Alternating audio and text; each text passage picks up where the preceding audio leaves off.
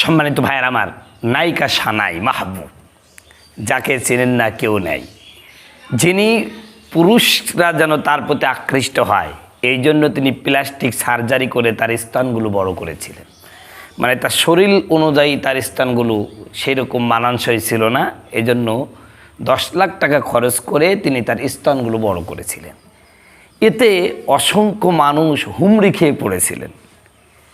তারই ধারাবাহিকতা একজন তো তাকে বিয়েই করে বসলো। তবে বিয়ে করার পরে তার মধ্যে একটা পরিবর্তন আমরা দেখেছিলাম।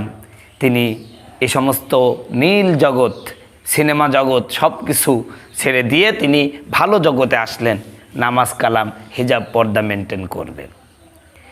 আমি মনে করেছিলাম তার বিয়েটা কিছুদিন হলেও টিকবে অন্যান্য নায়িকার তুলনায়, কিন্তু না, টিকলো না। তিনি অন্যান্য নায়িকাদের মতন আবার কাবিন ব্যবসায় তিনি আত্মনিয়োগ করেছেন। এই সমস্ত নায়িকাদেরকে বিয়ে করে বাংলাদেশের কিছু দুর্ভাগা পুরুষ 10 লাখ 20 লাখ 70 লাখ কাবিন করে মহারণা দিয়ে, তখন অবশ্য দেয় না, বাকিতে করে। এরপরে যখন ছাড়াছাড়ি হবে তখন এগুলো নিয়ে শুরু হয়ে যায় কেস কাটারি। তো নায়িকা সানাই মাহবুবের একই কাজ হয়েছে। 10 লাখ টাকা মোহরান বেঁধে বিয়ে হয়েছে। এখন তার স্বামী অভিযোগ করেছে নায়িকা সানাই মাহবুব তিনি নাকি তার স্বামীকে ঝাঁটাপিটা করে মেরে কিডনি ব্যথা করে ফেলেছে। এবং এ কথাও শুনছি সানাই মাহবুবের যে যৌন চাহিদা তার স্বামী নাকি তা পূরণ করতে পারছে না। এভাবে সোশ্যাল মিডিয়ায় ভাইরাল হয়েছে। আসলে বিষয়টা হচ্ছে ওটা না, যাদের হাজার নাং আছে তাকে তুমি মন দিও না। আল্লামা শেখ সাদি রহিমাহুল্লাহ তিনি তার কিতাবে বলেছেন, মাশউকে হাজার দোস্ত তেরা দিল না দেহি और मी दिहिया दिल बजुदा इबा नहीं। माशूके हजार दोस्त तेरा दिल ना दिही और मी देहिया दिल बजुदा इबा नहीं। যার হাজারো প্রেমিক রয়েছে, হাজারো প্রেমিকা রয়েছে, তাকে মন দিও না। মন যদিও দিয়ে থাকো তাহলে দ্রুত ওই মনকে প্রত্যাহার করো, নাহলে শেখা খেয়ে বেকা হয়ে যাবা। অনেক বছর আগে আল্লামা শেখ সাদি এই কথাটা বলেছিলেন। মনীষীদের কথা সাধারণত মিথ্যা হয় না, আজকে তার বাস্তব প্রমাণ দেখছি। চামড়া সুন্দর, দেখতে ভালো, বুকের সাইজ ভালো, পিছনের সাইজ ভালো, যুবক পাগল হয়ে যাচ্ছে। 10 জনের সাথে রাত কাটেছে, সমস্যা নাই, দেখতে তো ভালো, বিয়ে করে নিয়ে চলে আসছে। 2 বছর পরে ওই বিয়ে আর টিকছে না। তখন যে 10 লাখ টাকা কাবিন বানছিল, ও তখন মনে মনে চিন্তা করে, হাই হাই কী করলাম, প্রতি রাত তো 50,000 আগে করতাম, এখন একসাথে 10 লাখ টাকা দেয়া লাগবে। শুরু হয়ে যাচ্ছে মারামারি, কাটাকাটি। এখন সবচাইতে বেশি মহিলাদের ডিভোর্স প্রবণতা বাড়ছে এই মোহরাকে কেন্দ্র করে, কাবিন নামাকে কেন্দ্র করে। কাবিন করতেছে 10 লাখ 20 লাখ করে, চিন্তা করছে যদি এর থেকে ছাড়তে পারি তাহলে 10 লাখ টাকা পাচ্ছি, আবার আর এক জায়গায় বিয়ে বসবো, যেহেতু চামড়া আমার ভালো আছে, দামও চড়া, বর্তমান বাজারে চামড়ার ভালো দামও আছে, তাই আবার আর এক জায়গায় বিয়ের আশায় এই সমস্ত ডিভোর্সগুলো হচ্ছে। রাসূল সাল্লাল্লাহু আলাইহি ওয়াসাল্লাম বলছেন, যেই বিবাহে খরচ কম সেই বিবাহে বরকত বেশি, মোহরানা বেশি বাঁধবা, গজবে পড়বা।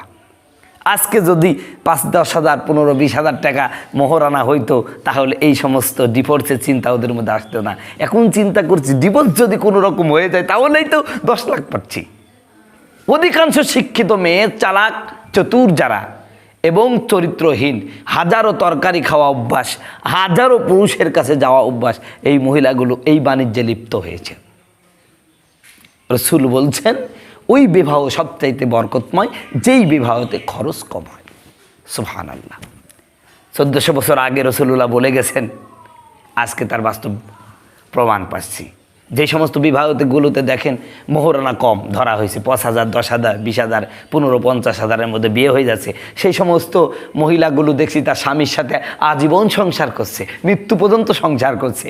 আর যারা এই 20 লাখ 10 লাখ 5 লাখ দিয়ে চামড়া সাদা, ডিমান্ড বেশি, বিয়ে হচ্ছে 2 বছর টিকছে না। এর মূল কারণ হয়েছে ও চিন্তা করছে এর কাছে সারা বছর থেকে লাভ কি, এখান থেকে 10 লাখ পেলে এরকম যদি এই চামড়ার ওয়েট থাকতে থাকতে, চামড়ার দাম থাকতে থাকতে যদি 5টা স্বামী পাল্টাতে পারি, তাহলে দেখা যাচ্ছে একজন চাকরি করে যা না পাচ্ছে আমি 5টা স্বামী পাল্টাতে পারলে 50 লাখ টাকা পুঁজি হচ্ছে। কথা বোঝাতে পারছি? এই জন্য এই কামগুলো হচ্ছে। অতএব মেয়ে চামড়ার দিকে তাকায়ও না যুবক, ও যুবক চামড়ার দিকে তাকাইয়া বিয়ে করো না, দিনদারির দিকে তাকিয়ে বিয়ে করো। যেই মেয়েটা তার গোপন অঙ্গ দেখে দেখে এমনকি নিচতলা ভাড়া দিয়ে উপরতলায় থাকে, সেই সমস্ত চরিত্রহীন মহিলাকে তুমি বিয়ে করে মনে করছো সুখী হবা? ইম্পসিবল, এটা হবে না। গ্রামের দেখো গা, গ্রাম বলে না, বড়লোক হোক আর গরিব হোক, মেয়েটা দিনদার কিনা আল্লাহওয়ালা কিনা, এমন মেয়ে দেখে, দিনদার ভদ্র মেয়ে যে তার সতীত্বকে তার স্বামীর জন্য সুন্দরভাবে রেখে দিয়েছে, এমন মেয়ে খুঁজে বের করো। দেখতে একটু অসুন্দর হোক, তাহলে দেখবে তোমার দাম্পত্য জীবন সুখে আসবে। মনে রাখবেন, এই সমস্ত বাজারি মহিলাদের সাথে প্রেম করা যায়, কিন্তু এদেরকে বউ বানানো যায় না। বউ বানাবা, লস খাবা, এটা মনে রেখো। তার মানে আমি আমার প্রেমকে জায়েজ করে দিয়েছি তা না, প্রেম হারাম। বিবাহ বহির্ভূত সকল প্রকার ভালোবাসা বলেন, বেস্ট ফ্রেন্ড বলেন, জাস্ট ফ্রেন্ড বলেন, আর বয়ফ্রেন্ড বলেন, গার্লফ্রেন্ড বলেন, সব হারাম।